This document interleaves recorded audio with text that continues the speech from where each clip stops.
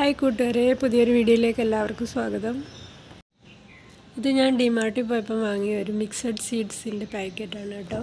അപ്പോൾ ഇതിൽ കുറേയധികം വിത്തുകൾ ഒന്നിച്ചുണ്ട്. Sunflower seeds, chia seeds, pumpkin seeds, watermelon seeds, flax seeds, ഇത് ഇത്രയുണ്ട്. അപ്പോൾ ഇത് ഞാനൊന്ന് പൊട്ടിച്ചിട്ട് ഒന്ന് ചെറുതായിട്ട് നല്ല വെയിൽ കൊള്ളിക്കുന്നുണ്ട്, വറക്കുന്നില്ല, ഒന്ന് ചൂടാക്കാതെ ഞാൻ ഡയറക്റ്റ് പൊടിച്ച് വെക്കുകയാണ്. അപ്പോൾ അതിനുവേണ്ടി നല്ല വെയിലുള്ളപ്പം ഒരു ദിവസം എടുത്ത് വെയിലത്ത് വെച്ചിരിക്കുകയാണ്. ഈ സൺഫ്ലവർ സീഡിൻ്റെ കുറച്ച് വിത്ത് ഞാൻ എടുത്ത് മാറ്റി വെച്ചിട്ടുണ്ട് കേട്ടോ, കിളിപ്പിക്കാൻ. അതെൻ്റെ ഒരു ശീലമാണ്, എന്ത് നല്ല വിത്ത് കിട്ടിയാലും അത് കിളിപ്പിച്ചെടുക്കണമെന്നുള്ളത്.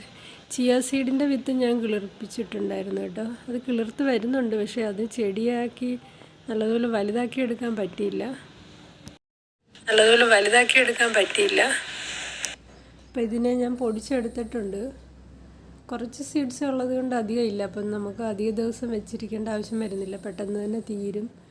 കാരണം ഇത് ഞാൻ വറക്കാതെ പൊടിച്ചതായതുകൊണ്ട് അധിക ദിവസം ഇരിക്കുമെന്നൊരു ഇതുണ്ടായിരുന്നു. അപ്പം കുറച്ച് പാലിൽ ഒരു 1.5 സ്പൂൺ വീതം ഇട്ട് നല്ലപോലെ മിക്സ് ചെയ്ത് കുറച്ച് നേരം വയ്ക്കും. കാരണം ഇതിനകത്ത് ചിയ സീഡ്സ് ഉള്ളത് കാരണം അത് നല്ലപോലെ ഒന്ന് കുതിർന്ന് കിട്ടണം. ഇത് നല്ലപോലെ പൊടിഞ്ഞിട്ടില്ലല്ലോ, പെർഫെക്റ്റായിട്ട് പൊടിച്ചെടുത്തിട്ടില്ല. അത് കാരണം ഞാൻ കുറച്ച് നേരം അങ്ങനെ വയ്ക്കും, അതിനുശേഷമാണ് കുടിക്കുന്നത്. നമ്മൾ നമ്മുടെ ഹെൽത്ത് കാര്യങ്ങൾ നല്ലതുപോലെ ശ്രദ്ധിക്കേണ്ട സമയമാണ്. പ്രായമൊക്കെ കൂടി വരുമല്ലേ. പ്രായം കൂടുമ്പോഴല്ല, ചെറിയ പ്രായത്തിൽ തന്നെ നമ്മുടെ ഹെൽത്തിൽ ശ്രദ്ധിക്കേണ്ടതാണ്. നമ്മുടെ കുഞ്ഞുങ്ങൾക്ക് നമ്മൾ ഫുഡ് കൊടുക്കുന്നത് നല്ല കെയർഫുള്ളായിരിക്കണം. വെറുതെ എന്തെങ്കിലും ചോറും ഒരു കറിയും വെച്ച് കൊടുക്കുകയല്ല വേണ്ടത്. എല്ലാ പോഷക ഗുണങ്ങളും അടങ്ങിയ ഫുഡ് തന്നെ അവർക്ക് നമ്മൾ വെച്ച് കൊടുക്കണം. ഇത് ഞാൻ ചെമ്പരത്തിപ്പൂ കൊണ്ടുണ്ടാക്കിയ ഒരു ചായയാണ് കേട്ടോ.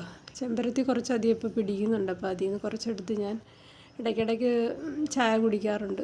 അതായത് ഇങ്ങനെ കുറച്ച് വെള്ളം തിളപ്പിച്ചിട്ട് കുറച്ച് നേരം വെച്ചിരിക്കും അതിൽ ഇലയിട്ട്.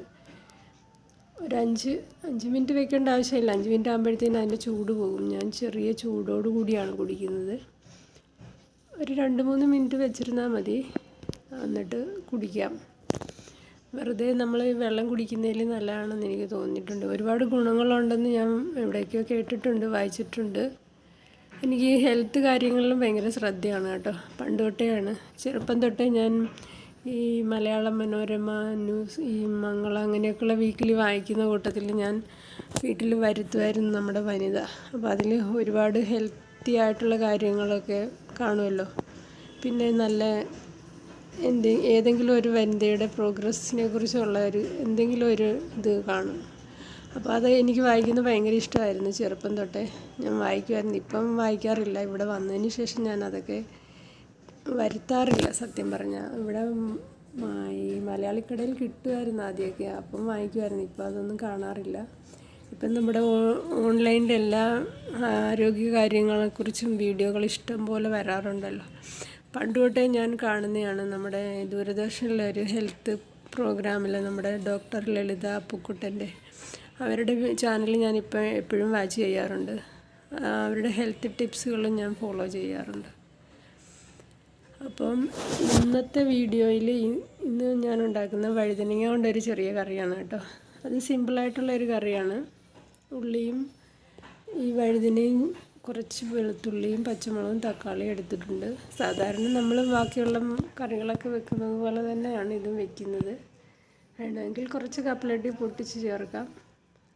ഇവിടുത്തുകാർ വെക്കുന്ന വഴുതനക്കറി നല്ല ടേസ്റ്റാണ്. അത് ഇതുവരെ എനിക്ക് വെച്ച് ട്രൈ ചെയ്യാൻ പറ്റിയിട്ടില്ല. ട്രൈ ചെയ്യുന്നുണ്ട്, പക്ഷേ അത് സക്സസ് ആകാറില്ല.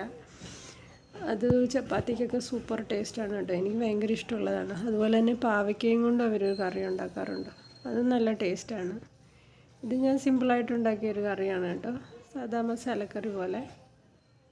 ഇതിന് ഗരം മസാല ചേർക്കാം, അല്ലെങ്കിൽ ഞാൻ നേരത്തെ കാണിക്കുന്ന ആ കാല മസാലയാണ് ചേർത്തിട്ടുള്ളത് ഇന്ന്. പിന്നെ കുറച്ച് കപ്പലണ്ടിയും കൂടി ഇട്ടിട്ടുണ്ട്. ഇവിടുത്തുകാരുണ്ടാക്കുന്ന വഴുതനങ്ങ കറി ഒന്ന് ട്രൈ ചെയ്തിട്ട് ഞാൻ നിങ്ങളെ കാണിക്കാം. അതുപോലെ തന്നെ പാവയ്ക്കകത്ത് അകത്ത് എന്തൊക്കെയോ മസാലകളൊക്കെ ചേർത്തിട്ട് അതിനെ പൊള്ളിച്ചെടുത്ത് തവയിൽ വെച്ച് ജസ്റ്റ് പൊള്ളിക്കാറേ ഉള്ളൂ. അങ്ങനെ ചപ്പാത്തിയുടെ കൂടെ കഴിക്കാറുണ്ട് അവർ. പക്ഷേ അതിനൊന്നും കയ്പൊന്നും അധികം തോന്നാറേ ഇല്ല, നല്ല ടേസ്റ്റാണ് അതൊക്കെ. അതൊക്കെ എല്ലാവരുടെയും കുറച്ച് ഫ്രണ്ട്സ് ഉണ്ട്, അവരുടെ വീടുകളിലൊക്കെ പോകുമ്പോൾ ഞാൻ ഒന്ന് ട്രൈ ചെയ്ത് നോക്കാം, എന്നിട്ട് നിങ്ങളുമായിട്ട് ഷെയർ ചെയ്യാം.